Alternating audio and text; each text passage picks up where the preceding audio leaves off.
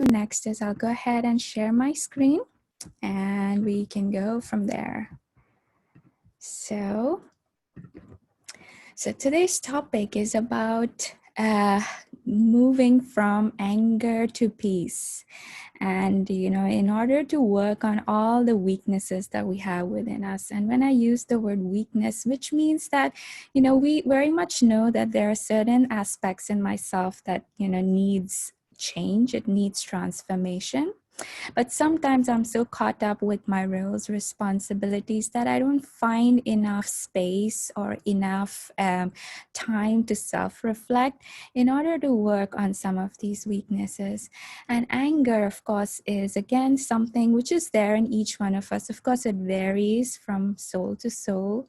Some of us can really get angry, some of us has a minor irritation. Depends on situations, depends on people we work with or live with. But we have to understand. So now we know that this is some weakness in me. It causes me disturbance. It causes me upheavals within. And I need to work on this aspect of anger. And for that, I have to get to the root of it. I have to understand, why do I get angry? I have to understand what are the different types of anger and what are the steps that I can take. It's all about being aware of what I can do at the moment when I see this outburst of anger sort of developing inside of me. So go to the next slide. All right, so we already did meditation, so I'm going to skip this slide. All right, so now I request all of you to just take a pen and a paper. If you have it around you, it will be better if you write these things down rather than, just mentally think about it, because this is your self-reflection time. A very important aspect of working on yourself is you sit with yourself and you ask the questions to yourself about, why is it that I get angry? What are the things I can do from my end? So in a way, it also gives you an idea of what needs to be done from your side. All right, so take a few minutes. We'll pause here, and you see there are 6 questions on the slide. So look at those questions and preferably take a pen and a paper and write what comes from, from within when you ask yourself these questions. And then we can discuss after a few minutes. All right, so this is your self-reflection time. So we'll pause for a few minutes here.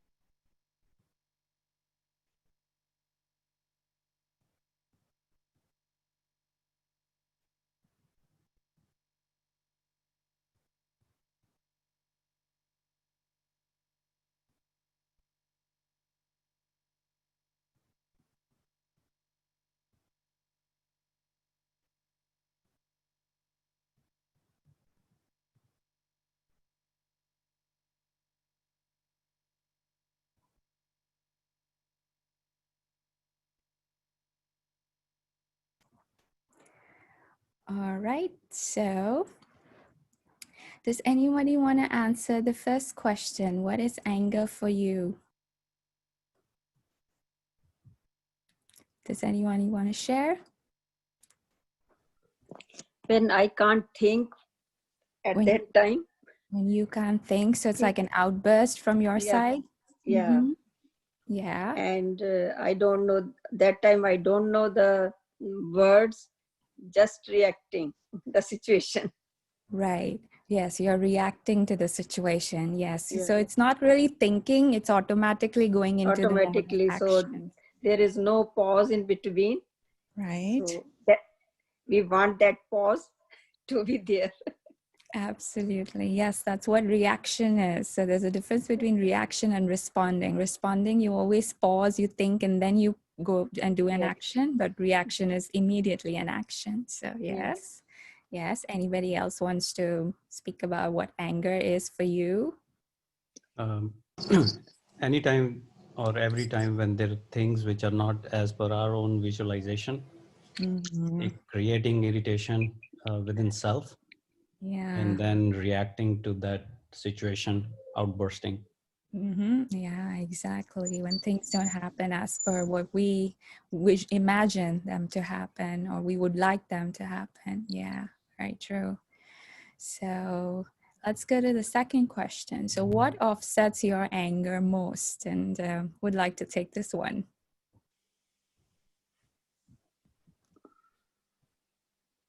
So, what is it that causes you to become most angry or angry? Any situations? I'm sure we have a lot, so we can discuss a few. When I'm overtired. Yeah, when I'm overtired and people are still expecting things from me. Yeah. Strange behaviors from people. Right. Yes, absolutely. Yeah. Well, sometimes when you think that you have no control over the certain situations, or you are kind of helpless sometimes, that may make you angry. Right. Yeah. So the loss of control over situations or people is what creates anger. Absolutely. Yes. When we are repeatedly telling us one thing and again that happens, then Yeah. I When feel angry. you give an advice, when you say something to somebody, they don't listen and they continue Yeah, to do things. repeatedly they are not listening, then Right. I feel. Yeah. Right. Yeah, it's Right. like when you're expecting something and they don't do. Yeah. When we Yeah. expect people I to, get angry every time for that thing. that's very true. Yeah. Yeah. When someone keeps nagging at you. Nagging. Yeah. Yeah. Yeah. That's right. I think one thing that bothers me is disruptions. Like, yeah, like I need the counter in the kitchen cleaned or something, and someone comes by and sets a bunch of stuff there, and just creates more work for me. Or somebody delivered a package today, and it looked like it was tampered with, and now I have to go back to the company that sent it. You know, just like these little things that just block me. Right. So that's again, like you expected things to be a certain way and that didn't happen. Right? Yeah. Yeah. All right, perfect. So the ones who are not answering, you can please unmute your mute your line so that we don't have any background noise. That'll be wonderful. Then we'll go to the next question. Is anger of any use? If yes, how can we use it? Do you think anger is useful and we require it? And if yes, how can we use it? Does anybody want to answer that one? It's not a good way for communication, but it sort of communicates between two people. And it also wants you to be thinking your own self, like, can I get more perfect? Can I get to be better? Right. Does it lead to solutions in the way that you would want to use it? No. No? Yeah, I can test my patience that time. Testing patience, yes. But other than that, you think and you can come to a solution in terms of working with somebody or handling a situation when you're angry? Short term, maybe. You know, it may feel like it's working, but not long term. Not long, right? Okay. I don't think communication that has anger behind it is successful in any way, shape, or form. I think that you have to go into it with a clear mind. Right. But I think if somebody makes you angry and you decide to bring about the best in you because of maybe what they said to you, that can fuel motivation. Absolutely. Right. Right. So yeah, when you angrily communicate, of course, the other person will just shut themselves in front of you. They might not express themselves when they would have if you would have spoken to them in a nice way. So definitely it creates that blockage in our communication. It doesn't make it very expressive enough for the others when they're being attacked with someone being very angry. So yes. So what does peace mean to you? Now that's the fourth question. So what does peace mean to you? So when there is when there the mind is very silent, calm, and nothing, I'm not talking with my mind anymore. So it's like your mind is more silent and still. Silent, yeah, and calm. Right. And I'm not thinking anything. Right. Right. Anyone else? What does peace mean to you? When you accept the things the way they are. Accept things the way they are, right? That's yes. beautiful. Vanit, were you saying something? When people around you are not angry and destructive. I cannot control. And people are not angry, you'll be peaceful. Okay. Right. All right. For me, I feel like more with Baba. For peace, it's like only with Baba. Right. So in peace with Baba, which means with the Supreme, with the divine energy. Yeah, that's it. Yeah. Right. Cooperation from people. When you receive cooperation from people, but when you don't, do you have to become peaceless? Yes. Yes. Yeah, the peace is disturbed. then it, yeah, it's valid, right, to be peaceless when people are not cooperating with me. Okay. All right. To breathe normally and feel good. When you feel good, yes. Then the next, sorry, go ahead. When you are at the blissful stage. When you're at the blissful stage, right? Nothing bother you. When you say nothing bothers you, means nothing external bothering you? External bother you. Like you are watching news or anything happening. You are looking from just as a outsider.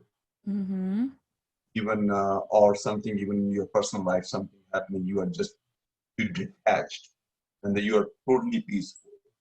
Right. So when things are happening around you, but it is not mentally influencing you, your internal world is still very stable, even though the external world may not be stable, but internally you're still very stable. Yes, that's being peaceful. Yeah. So 3 and 4 go hand in hand for me, just because anger is something which is dependent on external forces, which creates our own thoughts, which makes us think that we are that everything is dependent.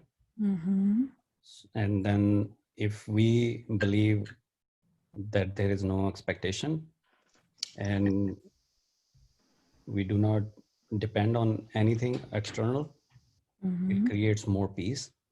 Right. And if you look at things more open-mindedly, more welcoming, and accept the way they are, you won't feel the irritation, you won't feel the anger, which keeps you at peace to look at things in a better way. Yeah, that's true. Yeah. More accepting to what's happening externally. Yeah. Yes. Right. So now we'll go to the next question. When are you at your most peaceful state? When I don't have to deal with too many external things. So when you create that space of silence for you, When nobody's around. and nobody's around, okay. Then meditating. Meditating. Right. When I go within myself. Very nice. When I'm home with the family. Yeah, very nice. Yeah. In nature. In nature. Nature, Yes. yeah. Nature is very healing and peaceful. Yeah. So when we're in nature, we Yes. do feel the same vibe. We feel vibrations. Yes. When I'm alone, I feel more peaceful. Yeah. Okay, and now we'll go to the last question. Why do you think inner peace is so hard to achieve for many people? You know, we talk about peace, we actually know everything we need to do.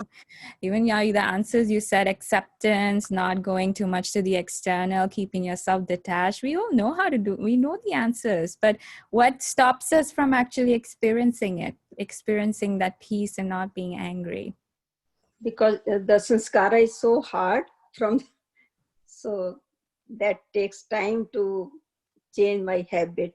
Right. So what she said was the habit is there of Yeah. being angry. And so it takes a while to transform that habit. Transform that habit. Right. Right.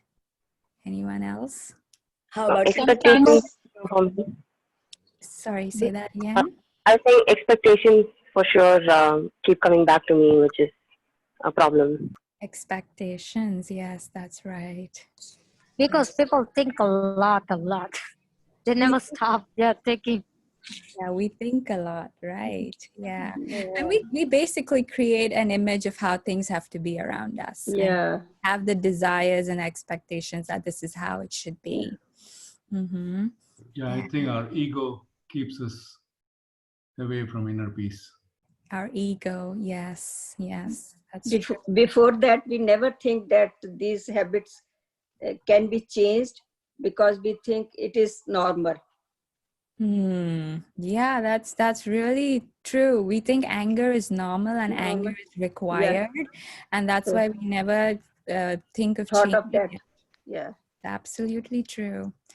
Yes, and many of us think anger is necessary in this world too. So when something is necessary, you wouldn't want to leave it, right? So yeah, very true. Okay, that was really nice exercise, and I'm glad a lot of you all answered. So thank you. We'll now move to the next slide where we will understand why do we really get angry, though y'all really have a good picture of why we do. You've pretty much answered everything what I would want to discuss. So why do we get angry? Right? So when we are, in a particular situation, in an event, or when we are interacting with somebody, we've already created an image in our mind of how the interaction should go, how the situation should be like, how people should talk to me or behave in front of me, and how events should unfold. So I already come for, when I approach a situation, or I'm a part of a situation, or I'm already interacting with somebody, I create an expectation and desire, like you all suggested, that things have to be this particular way, right? So that's an image that I create in my mind, that how this thing should be.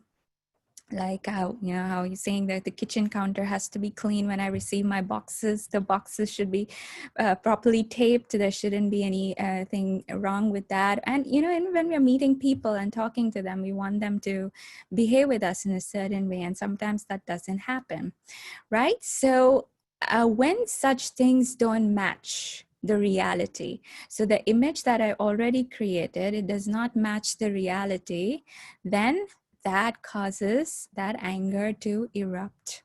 So really it is a sign when, like it says here, when the external reality is not matching the image that you have created in your mind, right?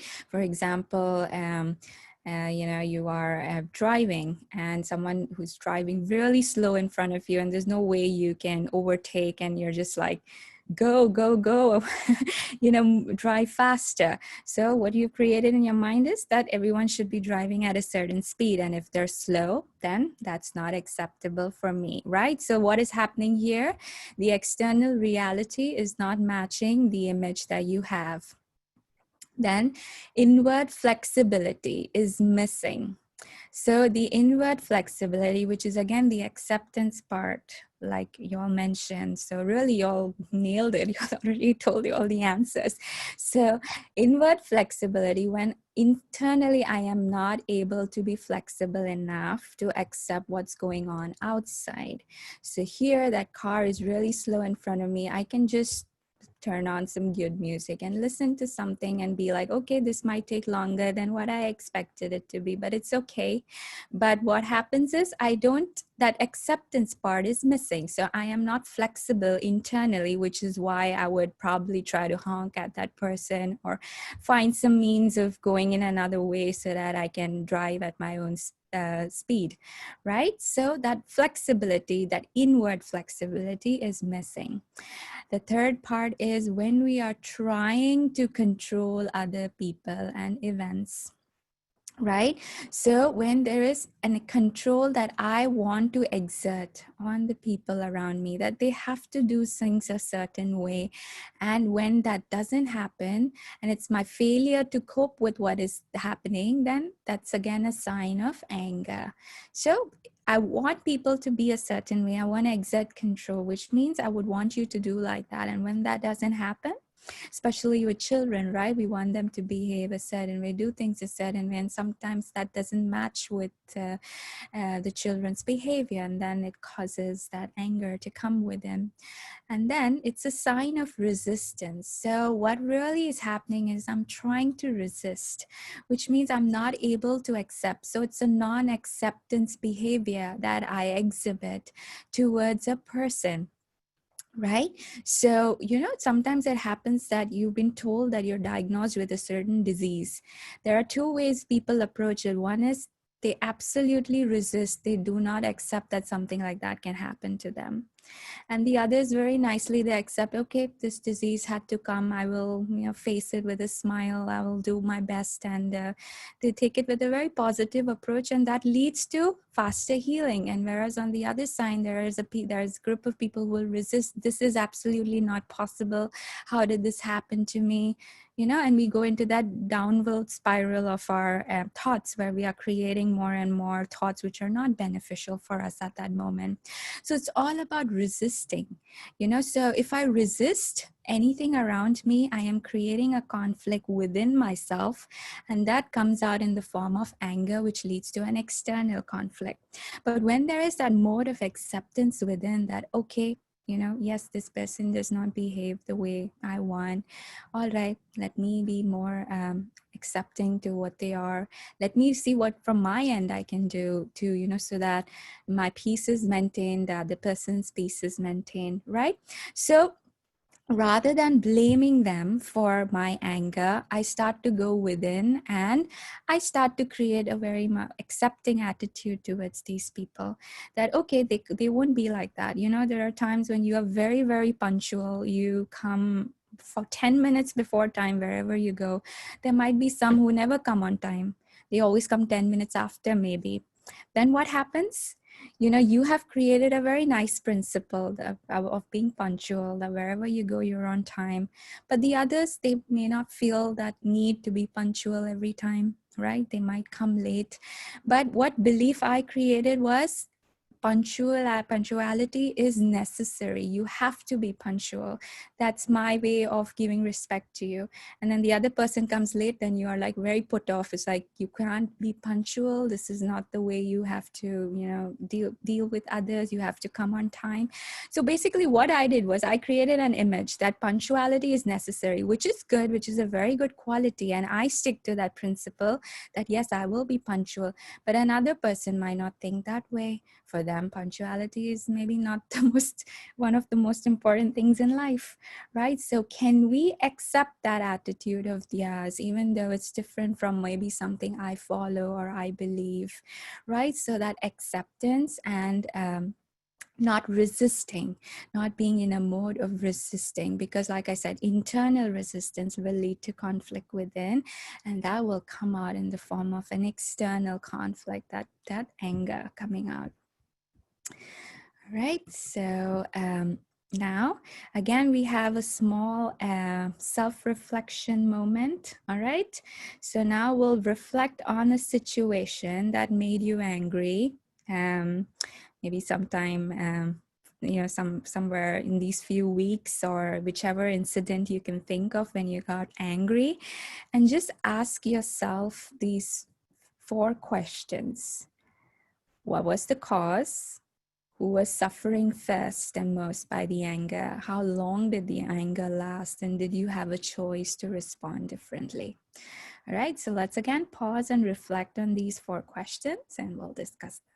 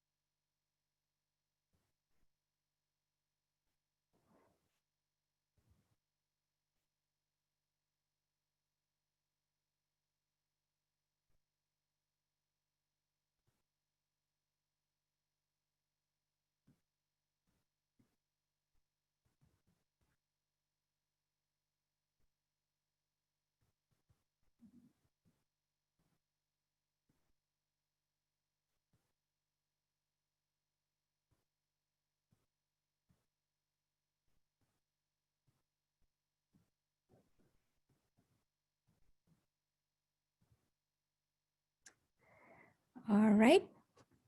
So does anybody want to share maybe just some of these questions and what they felt about, especially the second question, that was suffering and how long did the anger really last? So anybody wants to go ahead and share?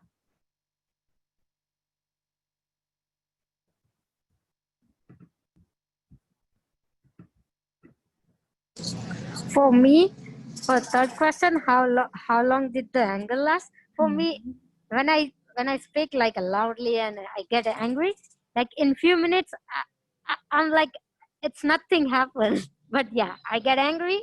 When I get angry, I was really really angry. I was shouting, I was crying, but after a few minutes, I'm fine. Nothing happened, and Okay. I laugh. Yeah. Okay, so you express it, right? Basically, you let it out. Yeah. Yeah. All right. And me when I feel and that situation, I feel now I feel that he is not well, and he is not well, so I just feel like that I have to take care of her, and so sympathy in myself, and I just keep quiet, and with polite words I say few words, that is not reacting words, but the calming words, calm down type words. Even if you So do get angry within, yeah, externally you don't express it. yeah, little bit angry, but not too much, because I'm practicing that. So that makes me feel so happy inside, and I was not angry. So I keep quiet myself, and I feel happy after that. Okay. So yeah. Very nice. Okay. I felt that when I get angry, I am the person who suffers the most. I get angry, especially on my children, and I feel that they move on pretty fast. But they do remember that I got angry, and but I feel like I suffer the most in those cases. Right. Yeah. It's the Well, self-inflict. in those cases, sometimes, like the question 3, how long did the anger last? And answering the shelf, commenting on her answer is like sometimes our anger lasts much longer than the children's anger. They are happy and well done, but we are still angry. Right. Right. So maybe because they just accepted and moved on, but we're still holding on to those feelings. Yeah. Yes. And what happens is Actually, sorry, actually, I have a question. Yes. So you're saying how long did the anger last? Sometimes, okay, I mean, mainly say I got irritated with someone and I talk about it afterwards. And I say, it's okay, I can understand the situation and this. And then I think I'm okay, but I keep talking about it. I'm saying I'm okay, but I keep talking about it. Does that mean I'm still, anger is still there? Yeah, it means you are reinforcing that anger because that situation passed away. But since you're talking about it, you're recreating that situation in your mind again and again. It's like you play the replay button, right? The same scene is moving in your mind again and again and again. So of course, the emotions of anger will keep on growing. When you are not able to forget and you just keep talking about it and replay that scene in your mind. Yeah. So even if I say, that's okay, I understand the situation, that person was going through something and it's all, or whatever, or it's part of drama, it's okay, everything's for the good. But after some time, go back to it, that means it's still there. Okay. It's still there, yes, yes. Okay, thank you. Would that mean that we haven't yet really gotten to the root of the anger or Yes, irritation? right. We've not really accepted that situation or the person reacting somewhere, and we're still holding on to a grudge inside of us. Yes. Yeah. So, sister, I don't know, I don't remember when I was listening to one of these classes. In that, they said to use a word called SOS, and that has stuck my mind ever since. And they also explained that SOS stands for Stop, Observe, Switch. So means if something comes up, you just stop, observe what is happening, and then switch your thoughts right away, which helps in analyzing the situation and understanding that where your thoughts are heading towards, which also helps to control the situation and the future thoughts which are going to continue in future, which is going to reinforce the anger and the irritation about situation or a person, which, like the third question, anger, how long the anger lasts. Anger can last for lifelong if you're holding on to a grudge for somebody and you don't let it go. So I think that SOS thing has stuck my mind ever since, and it always helps.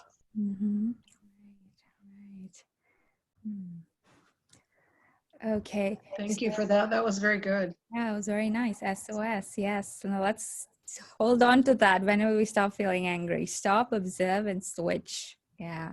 So now, fourth question: did you have a choice to respond differently rather than getting angry?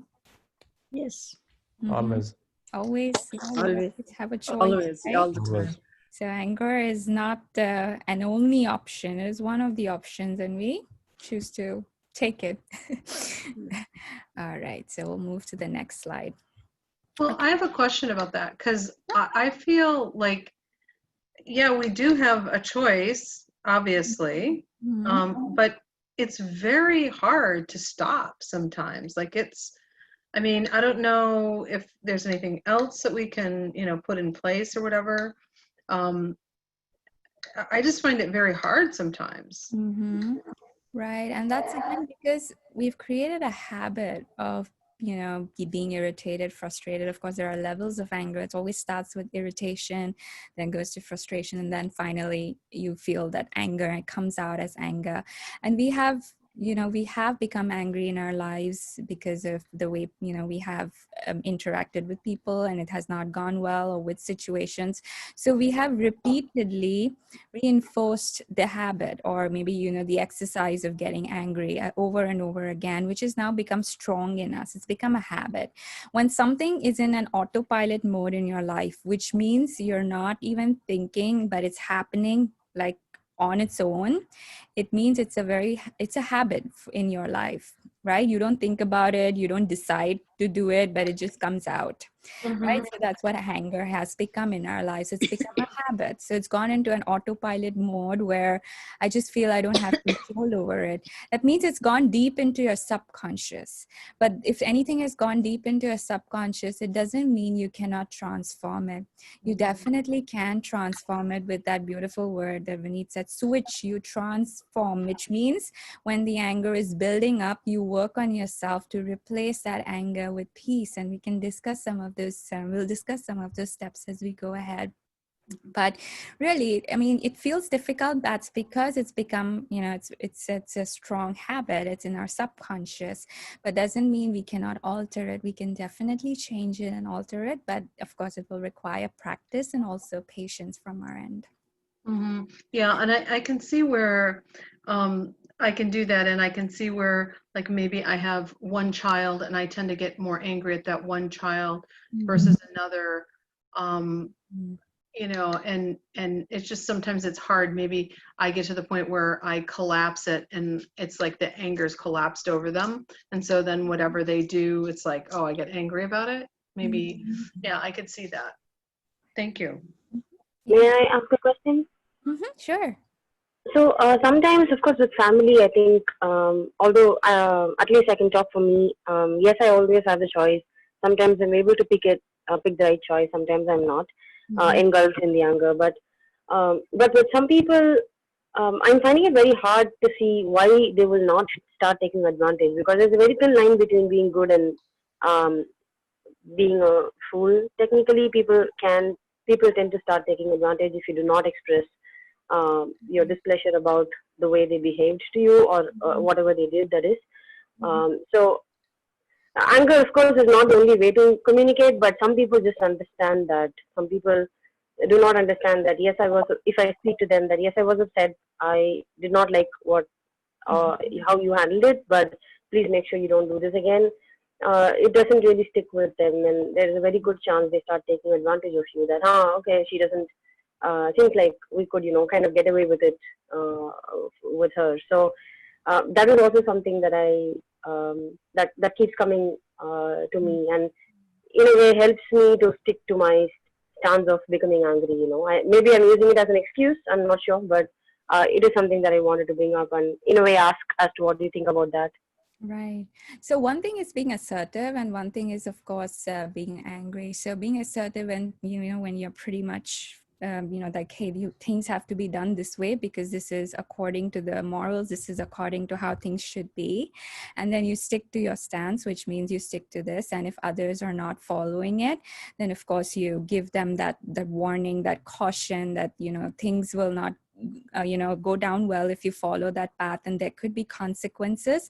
And like you said, there is a way you can communicate. So it doesn't mean being taken advantage of just because you're not getting angry, but being very assertive and being very strong, that if some things are meant to be done in a certain way, following the laws, the morals, then you have to stick to that way itself, and there will be consequences if that's not followed. So you have to be very assertive in that case, and that again can be communicated strongly, which means you make it a point to say it, but it doesn't have to be with that image inside that, hey, how dare you did this or you did that, or sometimes we create that image where we're not happy with what you have done, and that's projecting in my words when I'm communicating with you or whatever I need to. And sometimes you're just merely giving a warning that, hey, be careful, that this is not the way to do it, right? So there's a difference between the two: communicating a warning, or something which is required to be done, and with that anger mixed in it. So like you said, like you feel that sometimes anger is what helps get these people to understand things. But you can see how even the assertive mode works, where you try to say things in a very strong way. Strong doesn't mean anger, really. Strong really means that, hey, this has to be done like that. And it can come from a lot of gentleness in the sense that you do it with the best, you do it with the best feelings for the other person, but without having that disturbance within you. What anger really creates, it creates a disturbance and an upheaval within you, where you're not no longer feel you're in control of what you're saying, your words, like things just come out. But when you're assertive, you're very much stable within, and you know what words to use, and you communicate very effectively. So even your communication is, very effectively directed towards that person that's required. So maybe that's something you would want to look at or try. But anger in general is, the more and more we get angry, the more and more we create that habit of being angry. Then yeah, this particular person only understands the language of anger if that's what you believe. And again, you get angry at that person. What is really happening is you are creating a habit of anger within you. Then that anger won't just be projected on that person who you feel needs that anger in order to get things done, but it will start coming out with others in other situations, because that habit is starting to get created each time you get angry. Sure. Yeah. Thank you. Yeah. Hello, Sneha. Yeah. Oh, it's okay. Sorry. No, go ahead. I was going to say, sometime being aware as to what we are going to say and how we are feeling helps to control our emotions at that time, because most of the time we don't observe that our anger is destroying our own health. I personally noticed that few times that in the past, that when I got angry, I saw myself getting very high BP all of a sudden for a few minutes, and then I have to calm down and say, okay, this is not helping me. But because I was aware, I was able to see. But in the past, I wasn't aware, and I could not feel that because I thought this is it. This is how it is supposed to be. So anger can bring us our own damage to ourselves, and especially if we are not aware as to what are we trying to do. Answering the other question was, what if people are taking advantage? Again, this goes back to our karma lesson. We have to do the best we can, and we have to think the best for others. What they do to us will be their karma, and how we react back to them will be our karma. So it goes back hand on hand. So it's our choice at the end of the day. If we want a good karma, then we continue letting go of what's happening and letting go the anger. Right. So was it Barsha? Were you? Yeah. Yeah, I have actually a question. So like, I agree, like, anger is the villain actually. And it's not good no matter how you look at it, right? We know that it's not good for us. But then and it's easier for somebody to like stop, switch, and observe in some situations. But then there may be situations where, no matter how you look at the situation, it's like outright wrong. So because anger is the only way we know to react, that comes, like you said, right, autopilot, because we don't know what other options we have. Right. Or maybe because we have not practiced using it. Because we haven't, yeah. One, because we don't know. And two, if we knew, then we haven't practiced. So like, my question is, if something like that happens where there is a situation, no matter how you look at it, is wrong, and it is wrong, then we cannot say to ourselves, right, okay, I have the situation and I'm accepting it and I want to stay peaceful and calm. Like, what other way there is to face that situation? Right. Yeah, I'm sorry. I would like to just add a quick thing before you answer it, maybe because it'll help me as well. It's a culture in our community, whether as a working in the company or in the family, when we talk and we think it is our culture. That's the way we have to motivate children. If in the job, you have to talk to the worker or your colleague, that's the way you have to do it. Right. That's the way It's like I a see. belief that anger is what makes things move, or gets you. Yeah, that's the belief. But that's the belief. Maybe wrong. That's what I feel. It is wrong, but there is no other way out, I see. Right, right. So yeah, someone was speaking Yeah, before. I was speaking. Yeah. So some situations, like I think Varsha, I'm not sure who that was. Sorry, that person was saying it's true that some situations are just downright wrong, like human trafficking, war. There are things that we can't accept as right and be quiet. And I don't know. At least in the current situation, there are things going on in the world which just fumes me up totally, where I feel completely helpless and.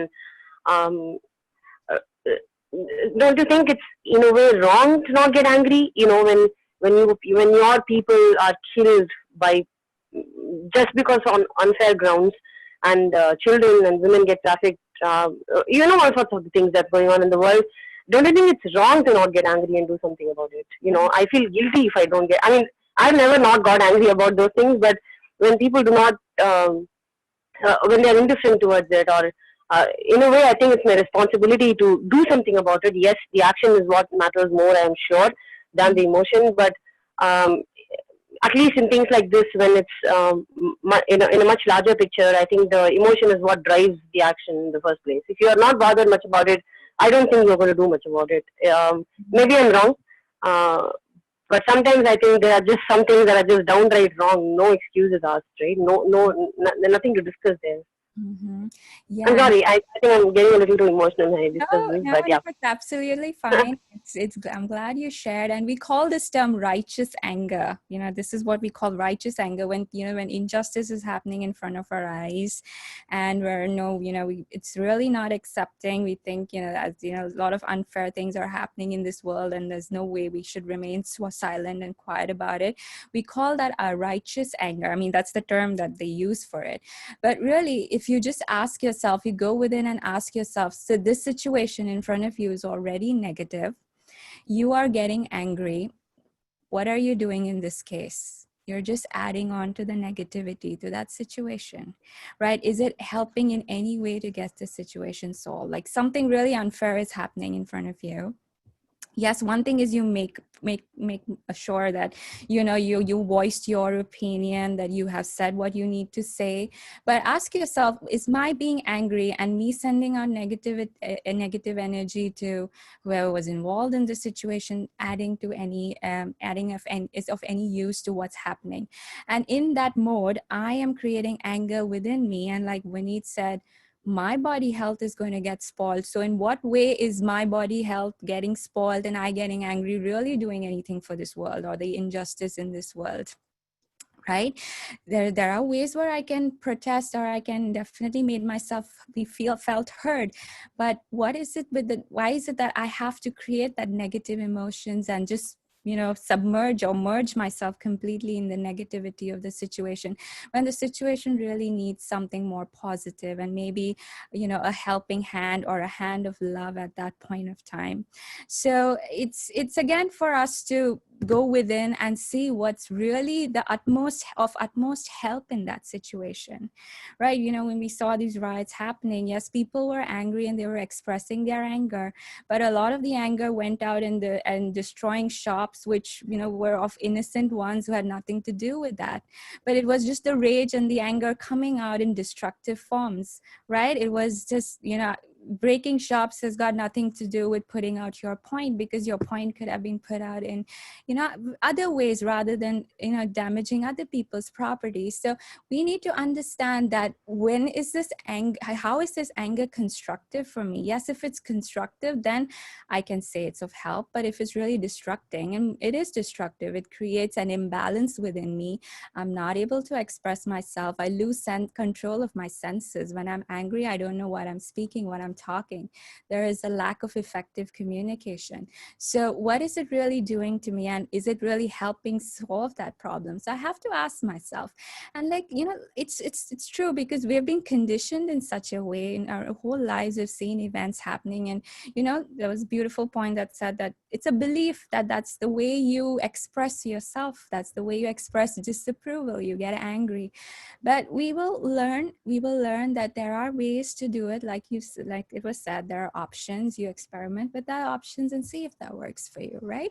So again, this slide is about justifying anger, which means my anger is valid. Like it's and again, you know, we feel anger is natural, but ask yourself, are you comfortable being angry? You know, we say anger is natural, it comes out, but just ask yourself, every time you become angry, are you comfortable? Do you want to maintain this anger for all the time? Right? Because if something is natural, which means you like being in that mode. That is what natural is. You like being in that mode. So what mode do we like being in? We like being peaceful. We like being happy. We like being peaceful. Joyful. That's being loving. That's because that's our nature. We like being in that zone. But anger is not something we like to be for a long time. You know, there's a time when you're like, okay, I'm done. I just can't be like this anymore, right?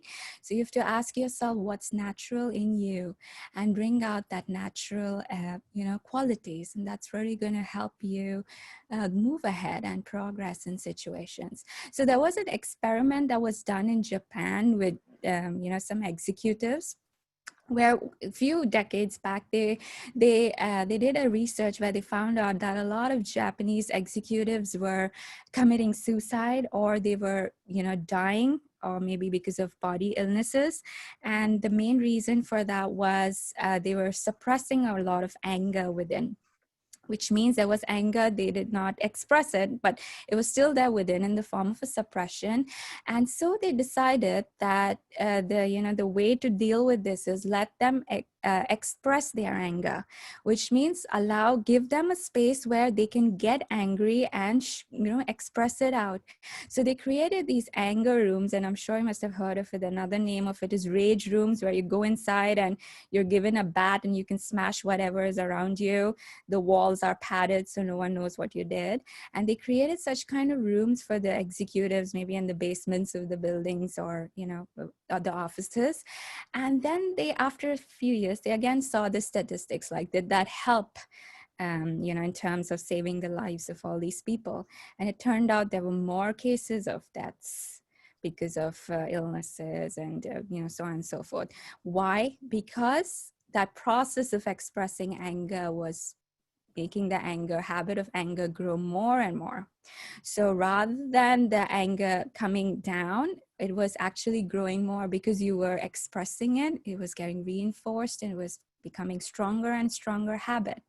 So really, with anger, there's a three golden rule. You don't regress, you don't suppress, and you don't express. The only thing that you do is you transform. You transform anger into something beneficial, into something positive that can work for you. Regress means going back. I replay that same thing in my mind, right? So, I'm angry. Then I'm like, okay, how can I deal with this anger? But what I do is, while I'm thinking about that, I'm again replaying those scenes in my mind. So it's regress. Suppress, which means I didn't express it, but internally I'm still holding on to those feelings that I have really not accepted you or the situation, though externally I maybe put on a smiling face and I'm like, things are okay. And third is, of course, you don't even express it. So the only thing that's left is that we need to transform. And with that, we'll go to the next slide, which talks more about how we can create pathways in order to free ourselves from anger. Right. So here are a couple of points that we can discuss. The first thing is awareness. So something Vinny discussed, that awareness is very, very important. In order for me to change anything in my life, the first thing I need to do is check. You know, they say it's checking and changing, checking and changing. If I don't check something in my life, there's no way I can change it. When I check, I know there's a problem, then I change it, right? So awareness means I'm going within. So it's a process for me to go within and start observing my thoughts, my feelings, my emotions. So a way to stop anger from growing is to catch it in its initial phases itself. Anger always starts with irritation. Irritation is like the first step towards anger. So you catch it at that moment of irritation. So for that, you have to be very, very aware and watch the feelings that are within you, the emotions that you're creating. Maybe, you know, someone told you something and now you're starting to get irritated and, you know, you're feeling it. So if you catch it in the very initial stages, it is easy for you to stop it, right? Like there's a leakage somewhere, but it's very small leakage. You can easily get it fixed or maybe, you know, mended. But when the leakage becomes really bad and totally out, then, you know, it's really, there's a lot of damage done at that point. So knowledge.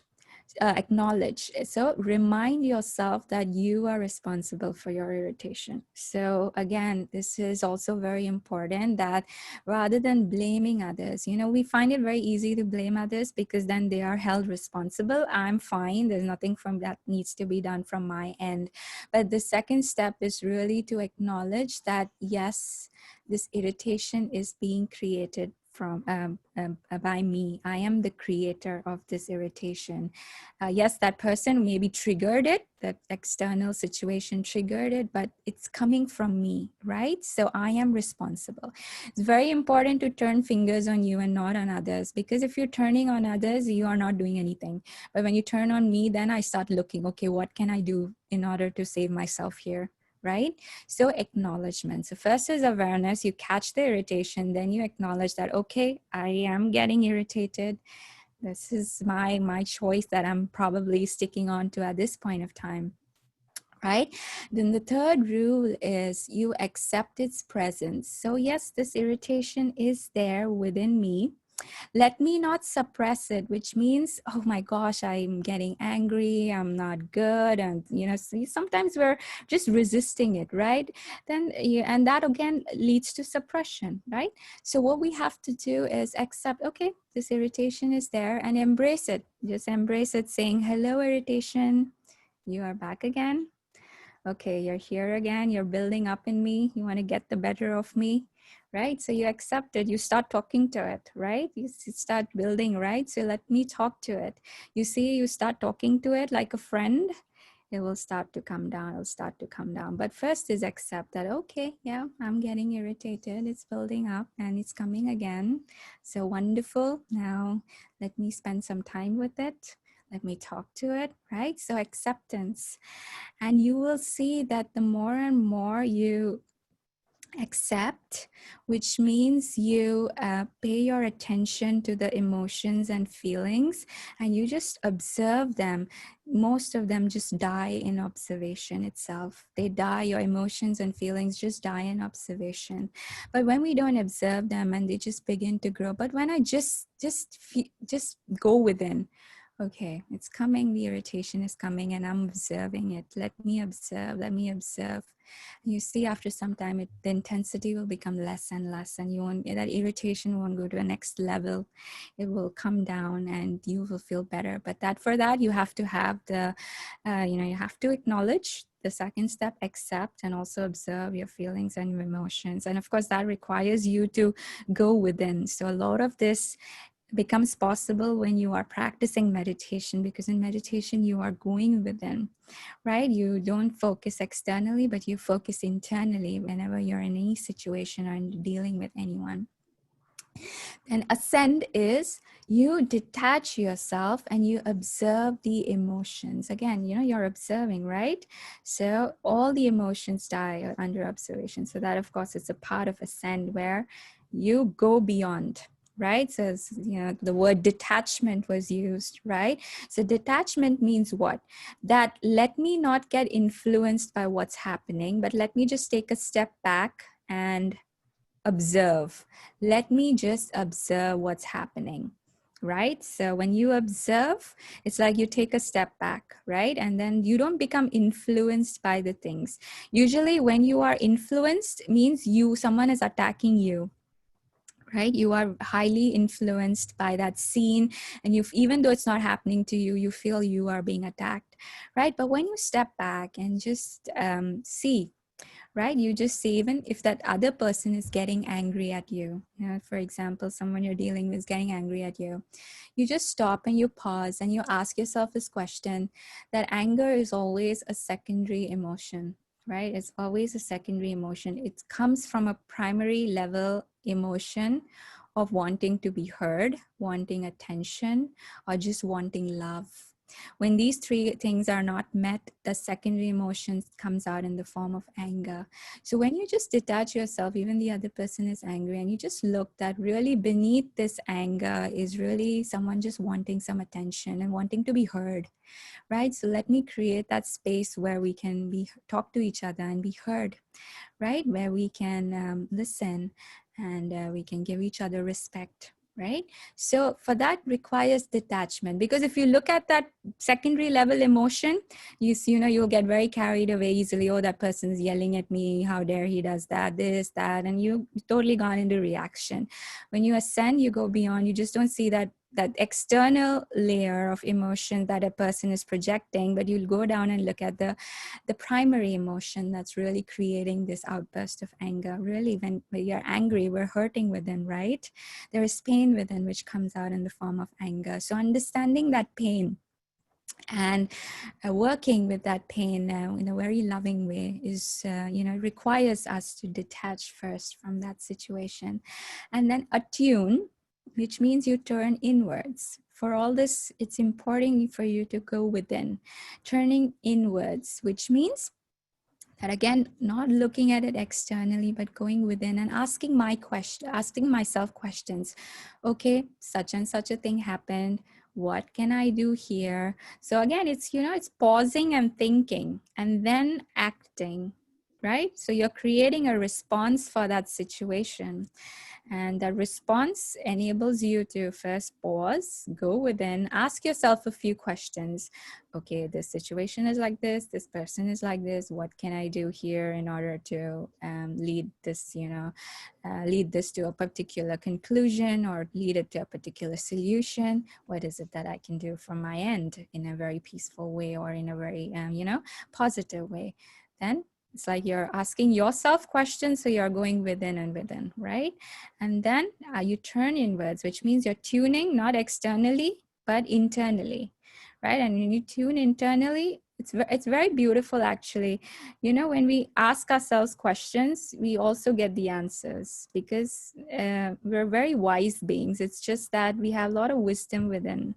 There's a beautiful thing called intuition within. This beautiful thing called, we have that wisdom. It's just that we don't learn how to use it. It's going within and asking yourself questions, and creating that space for a few seconds where let that stillness and silence be experienced, and you see how it's very nicely you'll start to get answers at what you should be doing, and what you could do at that particular moment, right? So these are a few things that we should keep in mind when it comes to anger.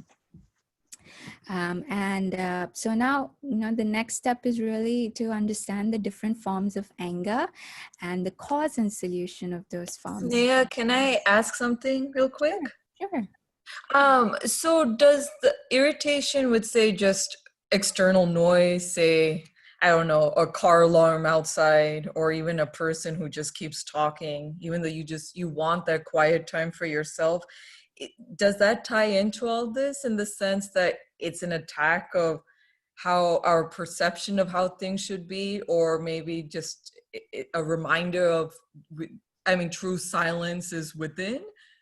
Because that isn't really an attack, like, oh, why are they doing, well, it kind of is in the sense, why is that noise going on and on? But it's not in the way that we've been talking about it, if that makes sense.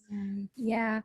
Well, you'll see that, even in families, like there are times when people keep their TV on the whole day and the other person doesn't want the TV to be on because of the external noise. And it happened with in my family too. When I was staying with my cousins, the TV used to be on the whole day and I would prefer quiet, silence. And I used to always feel like, why is the TV on? Why is the TV on? Because that was not something I would enjoy. And then one day I just went and asked that, can you turn it off? Why is it on? So he's like, can you please keep it on? I cannot take the silence. So for the other person, it was very difficult for them to be in silence because maybe it created a sense of being alone or fear or insecurity. But for me, it was a total different feeling. I enjoyed silence because when I was in silence, I was able to connect with myself better. But then when my cousin told me that, I realized that, oh, again, I was projecting my beliefs in that situation, right? I was like, silence is the thing. Keep the TV off. Let, there be silence in the house. You'll feel good. You'll feel peaceful. But maybe for another soul, they're not used to that silence. Maybe that silence triggers something inside of them where they feel fearful, they feel alone, they feel insecure. So they enjoy noise, they enjoy talking, they enjoy being expressive most of the time. And that's again their perception, right? So the irritation, again, it's like you would want to be quiet in a particular place, and that, because you feel that silence works for you, but it could not be for the other person, right? For them, there's no one talking. Oh my gosh, this is unusual. So it's, again, we are creating an image of how things should be, and sometimes it's not that way. Yeah. Yeah, if I think about it, there was a time I was in the opposite way. And it's only now that I'm like, oh, I understand why people didn't want to talk all the time. So maybe now I'm taking it too much to the other extreme of why do you keep talking? So, okay, right. Keep it in mind. So, yeah. Sneha, I just have a question. You were talking about a pathway to freedom from anger, right? So when you tend to get angry, like when there is a situation and you have that anger feeling within you, do we have so much time as to think of so many things to free yourself from anger before telling it to the opposite person in an angry way? Mm-hmm. I'm just a lot of steps to do, right? Is it possible that way? Thinking of so much before you blurt out something. I don't know whether it is possible. I don't know. Right. So, and even if you want to meditate or something in that mode, it will not like you will never feel that peace within you, because you feel that, oh, I have to blurt out that, otherwise that thing is building, the anger is building within me, right? When somebody has made you angry and you have that anger feeling within you, but then if we want, no, I shouldn't get angry, so let me make myself peaceful by trying to meditate. But do you think in that frame of mind we'll be able to have that peacefulness to meditate? That's my question. So, at that point of time, if you're not used to meditating, it's very hard. Yeah, I mean, at the time of people triggering that anger within you, if you're not used to controlling your emotions, then of course it's going to be hard, which is why we practice meditation as a daily routine. So that, when such situations come, we're in better control of our emotions. Because what we do in meditation, we learn how to control our emotions, our feelings. We create the right kind of thoughts for us, right? And, these steps, they feel like it's a lot to go through. Yeah, that's true. I mean, when you start off, it definitely feels like that. But you'll learn that, as the meditation is, as you're meditating daily and very efficiently, you'll know that, you automatically start to go within. It happens very naturally, and it doesn't happen only when you're angry, but even during the day when you're doing things, just your chores or your duties, you start observing yourself, so that awareness becomes stronger within, because you're meditating, you're looking within, and you're creating that habit of looking within, right? When you meditate daily, it's a process of going within. So you are creating a habit, and then that habit will start to be used even while you're doing your your normal duties or your responsibilities, and then like it says, then you know that you're more in control of your emotions, and then you know that yes, you do have an option here where you can maybe handle it in a, you know, in a way where you don't have to get angry.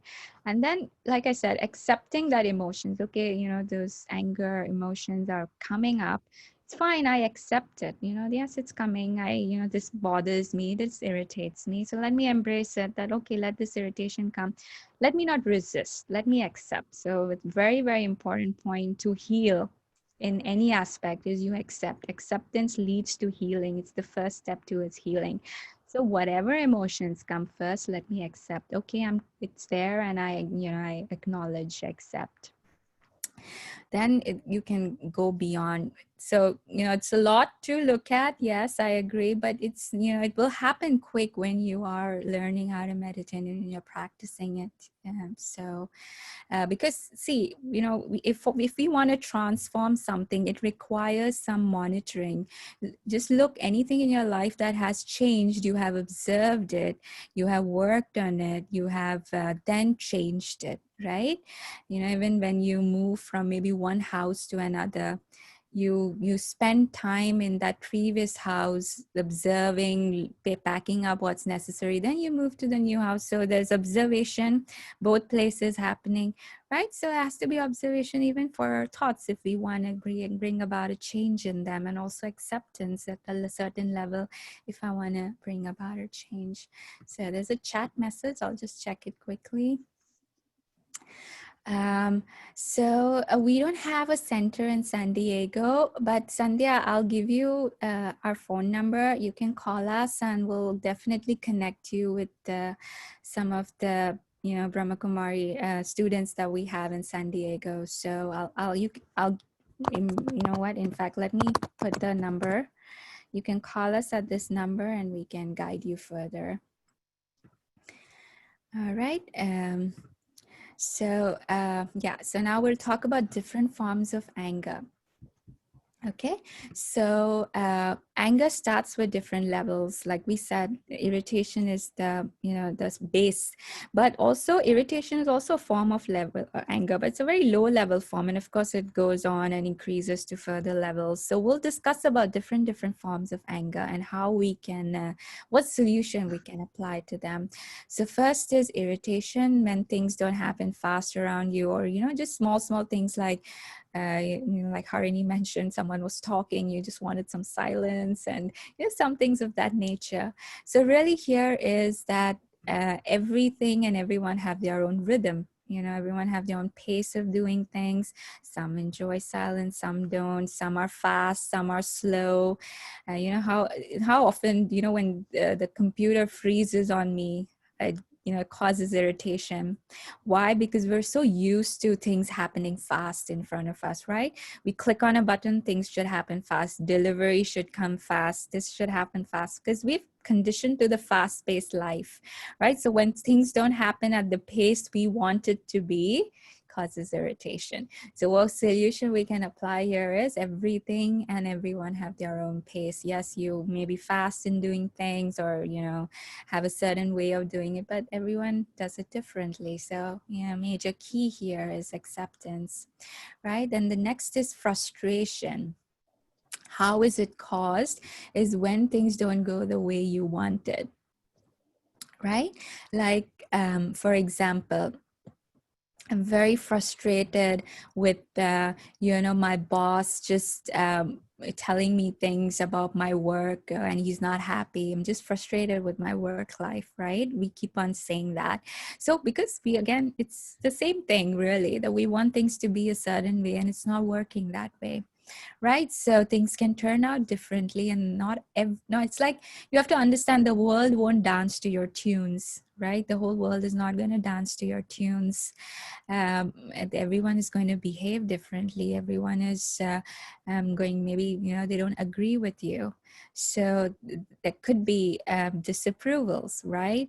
So, but what can I do in that particular situation, so that, you know, I don't get angry, because really anger is not helping me solve anything, right?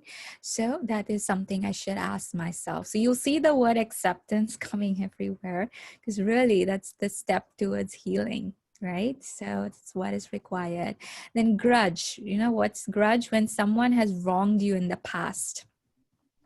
For example, I did my work I did my work very nicely when I went to office, and my boss is not happy with the work, and he's just correcting me that, hey, this was not done right, this was wrong, this was wrong. So I'm being wronged.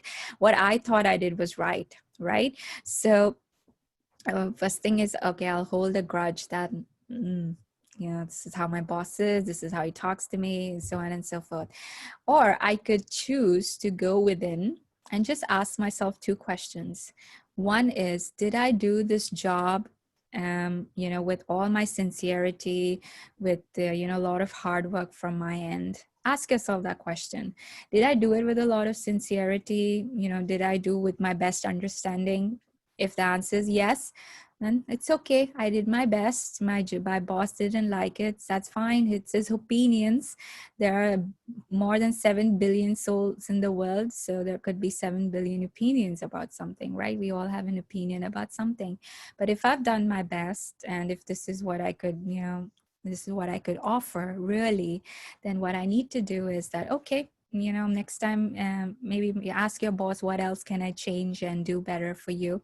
But if you go within and really you feel that, yeah, something was lacking from my end, this work was not my perfect piece, definitely I was lacking somewhere, I didn't pay attention to certain things, because of which the work didn't turn out to be the way it should have. Then what? Then consider it as a constructive feedback coming your way, right? It was a feedback given to you. It was just a reminder that maybe, you were lacking attention in certain things while you were working. So next time, pay more attention to those things, right? So when you go within and you ask yourself that questions, you automatically feel and you start accepting that, okay, check within me, yes, did I do it right? Okay, then, at least from my end, I feel good that I tried my best. If I did not, then this is a good reminder for me that next time I have to put my best and focus on some areas which lacked focus, right? So go within, introspect, and then respond. Then resentment. Hold on, I just see another chat come up. Okay, I'll send the phone number first for you as well. Yeah.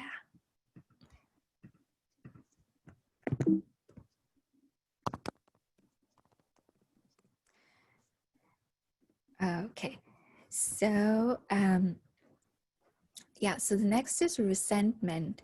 Now, resentment is when someone really insulted you or offended you, like maybe in front of others, you were insulted, some defamatory words were used. Now that's different from someone correcting you, right? Correcting means that, yeah, they're telling you something and, it kind of hurts you from within. But resentment is of a different level because you've been insulted or offended in front of people. So, and sometimes resentment even comes from jealousy because you're not able to accept that this person is better than me, or that there's a feeling that I wish I could be like them, and I cannot, seeing them and their qualities makes me feel that, oh, I wish I was like that, and that lacking factor creates a sort of resentment towards that soul, right? So in this case, when someone is insulting you, I mean, one thing is, of course, you can very politely speak to that person, and really at this point of time, you getting angry is not going to solve anything, because if a person is insulting means they're really, really angry. So what you can do from your end is hear but do not hear. Now again, this is not something which is easy. It requires practice, and it comes with meditation, which means you visualize themselves in a in like a jar, an encapsulated jar, and you can only hear their you can see their lips moving, but the words don't really go within you or influence you. You remain beyond that. You just leave, just like take a step back, that okay, let me just be there. And I've witnessed this, when people come and sometimes they say really mean things, very insulting things, really, because they misunderstood you. They misunderstood you. They come and they say mean things, and you're like, I never really said or meant things this way, but it was just taken very wrongly. But at that time, it's all I really have to do is calm down that situation, because the other person's already in a very hyped up mode in terms of emotions. And if I build up my emotions, I'm just adding another layer of emotions to it, and it's just going to lead to a storm then. So what I need to do is stay calm, hear but do not hear, which means you just shut yourself off. Okay, let this person say. Then once this, the intensity of the emotions reduces, then maybe it's a good time to talk, right? And resentment, again, is because of jealousy. And for jealousy, really, we need to understand that we have to stop comparing ourselves with others. We all live different lives. We have different parts to play in this world. And what we really need to work on is bring out the best in me, whatever specialities are there in me. We all have different specialities. So we're blessed with specialities. So why not I focus on my speciality and let it grow, rather than looking at someone else's speciality and constantly thinking that, oh, why didn't I have this? And, creating a sort of negative feelings towards the others. All right, so the next is contempt. Yeah, sorry, I'll just pause another. Wait, just some chat messages are here again. Okay. So contempt, it means it's a deep disapproval for the actions of others. Like, you said that this is not acceptable. This is really, really not acceptable, that when someone does something like that, right? So now the way to look at this situation is, first you separate that person from the actions, right? So when we disapprove someone's actions, let us not disapprove that person, because their actions are very different from the person, right? So we all know that within us, everyone, there is goodness, there is the beauty within us. That's the beauty of the soul, where we are peaceful, we are loving. But somewhere in the journey of life, we forget what our inner beauty is, right? We forget our inner beauty, and we make certain choices or decisions which might really not register well with the others, right? So in this case, let me not be judgmental. Let me not put a label that this person is wrong and this thing is wrong. Yes, they've done wrong actions, but there is some level of goodness in that person. Maybe it's hidden from that person itself. It's hidden from that person. But if I look at that goodness and I send energy towards that goodness, then the goodness will increase or grow. When I look at someone's weakness or negativity and I constantly think about it, it's like I am watering that negativity and letting it grow in front of my eyes. So you don't like something about somebody and you constantly think about that. Guess what? You're sending your energy to it and it's going to grow in that other person. But if you look at something about them which, is good, and you focus on that, then you're letting that good quality in them grow. So you suspend judgment, see that person separate from their actions and have a more proactive response, which means you just talk to them looking at one good aspect about them. It's again about switching, right? You switch from the wrong things that they do, switch to maybe there's something good in them and focus on that. That will lead to a proactive response. Then there is something known as hate. Now, hate is, like a very intense form of anger when you decide that someone represents evil and is extremely nasty. And like, okay, this person is just too nasty. Then what here you do in this case is you really become an emotional slave to that person, because when you hate somebody, you think of them a lot. They just pop up in your mind again and again, right? And so what have you become here? You've emotionally become a slave to this person. You don't like them, but you're still kind of thinking about them for a lot of time, right? So it's, it's again to go within and stay away from this, right? And rage, of course, is just the highest form of anger, which needs therapy. The road rage that we see, when people can do crazy things. So these are the different forms of anger. And like you see, the solution was all about going within, acknowledging, accepting, and choosing to transform, which means look at it from another angle, look at it from an angle that could be beneficial for you and also that other person. All right, so let's see how much time we have. We do have a little bit of time for meditation, so we'll do that. But before that, is there any questions on what we discussed so far? And anyone, any questions? I do have a question.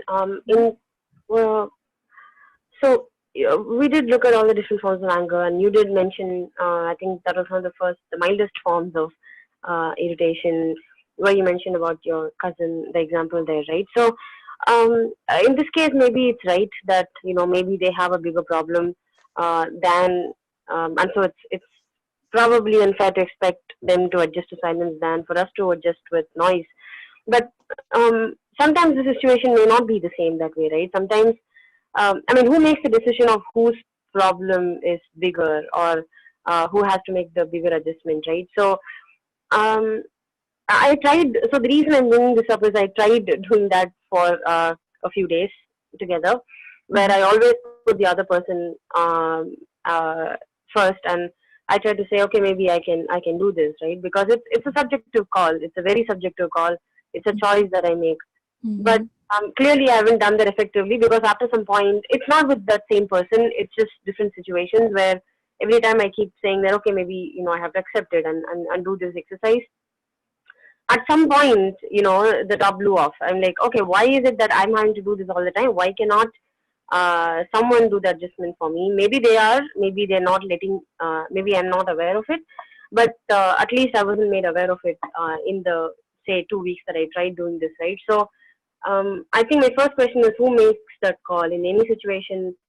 Yeah, yes, I'm doing the adjustment not for the other person, but for my own peace. I understand all of that, right? On paper, it all looks great and looks fine, but something inside me still, I think after 2 weeks of trying to do that, I'm like, okay, why is it always me that has to do that process of evaluating who's,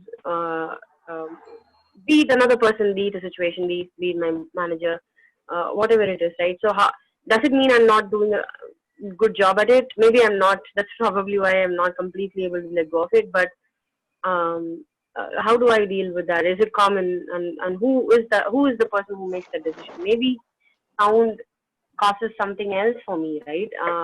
Maybe it reminds me of war. God knows what, right? It could be a bigger problem, right? So why is it, or how is it that how can I make it a sustained practice? Yeah. So like you mentioned that, you were the one who decided that, okay, let me compromise in this case where I'll accept to the needs of the other. But what really happened is that acceptance was not constant enough, right? Because you started off with, okay, you do this, that's per your needs. I want my own peace. But that's somewhere down somewhere again the expectation came that, okay, if I have compromised, there should be a certain level of compromising happening from the other person as well, and that did not happen, which again led to that feeling that, oh, why should I compromise then in that case, right? But when that acceptance was there, that acceptance should stay, like you said, you accepted something and then let it stay permanently. Let it not fluctuate, which means you did it, but then again you expected the other person to reciprocate in some way, right? Like you wanted it to come back in the form of they're not doing something, or they understanding you and maybe transforming something in them. But what really we need to focus on at this point is ask yourself, is the other person going to change? Just ask yourself that question. Have you tried talking to them? Are they going to change? If that answer is no, if they're not going to change and you have to be with them, And really, it's from your end. What can you do to make yourself better in that situation? If they're not changing and they don't want to change their life, right? Again, we cannot control what they do. But if I want to change, I want to bring about some peace in my life, then what are the steps I can take? And one of the steps is let me not get affected by what they do, right? Let them do what they want, because they are not going to stop doing that. But if I want to stay peaceful, then I have to disconnect with whatever feelings and emotions I'm creating towards them when they're doing certain things. So that's what I would work on.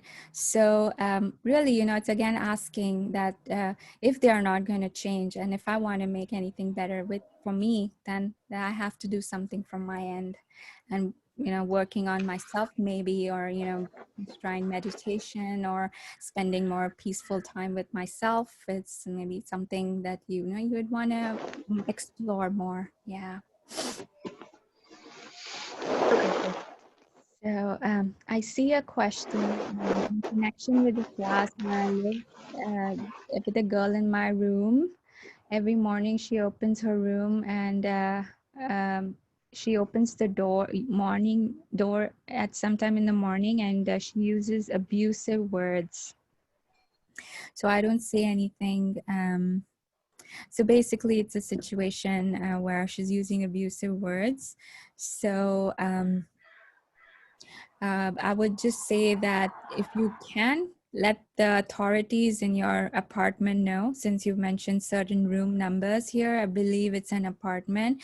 So let the authorities know that something like this is happening. Of course, try whatever's from your end so that, she knows she can be explained by the authorities of the apartment.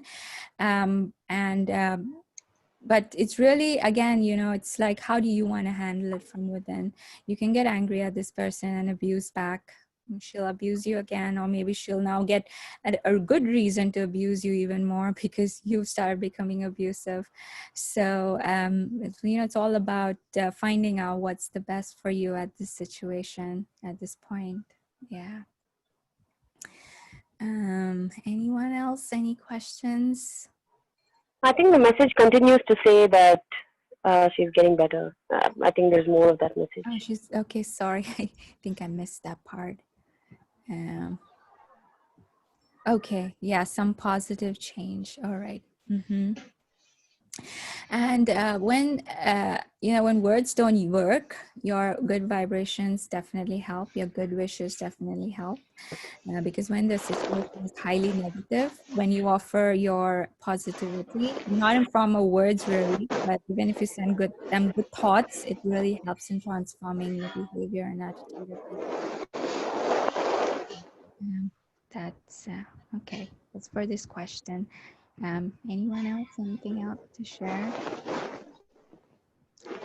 Okay, if not, we'll sit back and just spend a few minutes doing meditation. So I'm going to stop sharing the screen, and let's just sit back. If you can, please mute your lines so that we don't have any external sounds. Thank you. All right, so just sit back, relax. Take a deep breath in. Hold your breath.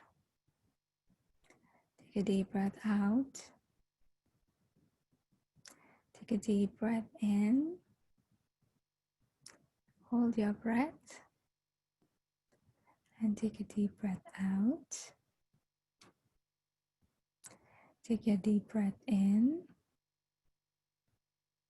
Hold your breath. And take a deep breath out.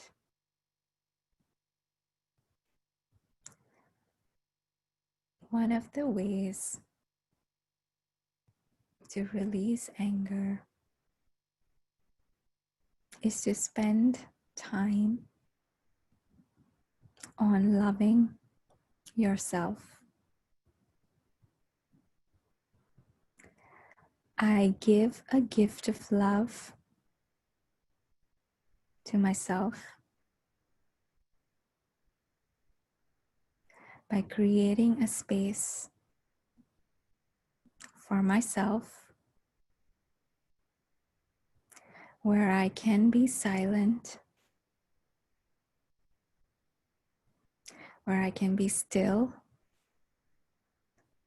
and be calm, quiet. I create a space of inner sanctuary for myself. I allow my mind to relax.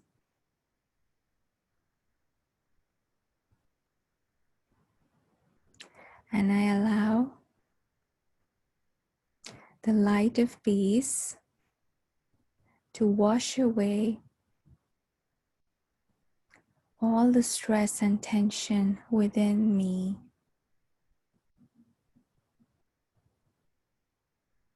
If I give myself the gift of love daily, it is easier for me to free myself from anger. And it is easy for me to harmonize with the world around me.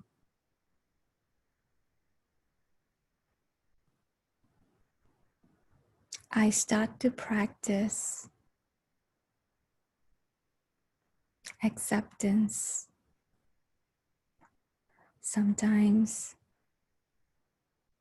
I have unrealistic demands and expectations from others around me, and I release anger.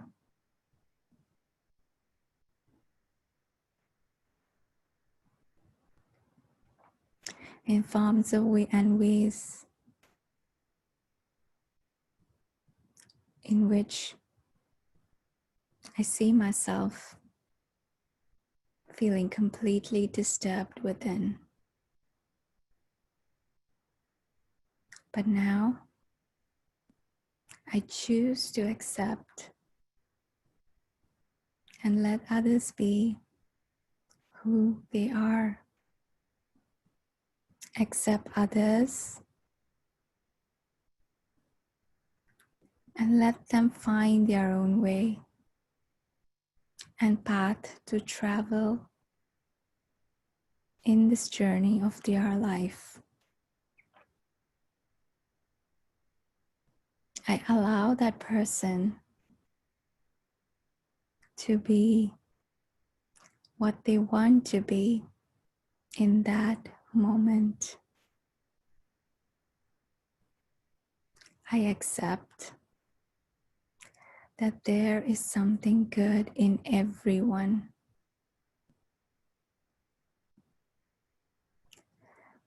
I choose to focus on that.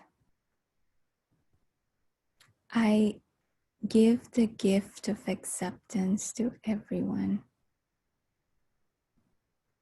Even if someone is coming with negative energy, I have the power within to remain peaceful and stay in my dignity.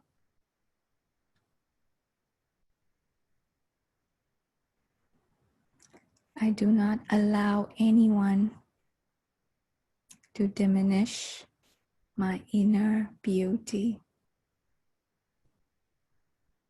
My priority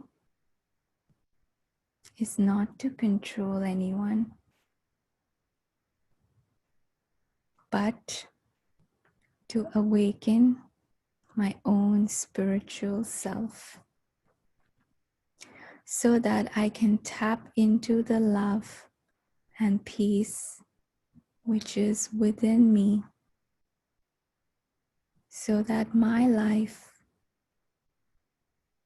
becomes a gift for the others. So keep this aim of changing yourself, and harmony will happen naturally. Keep observing Be aware, accept, and transform. Om Shanti.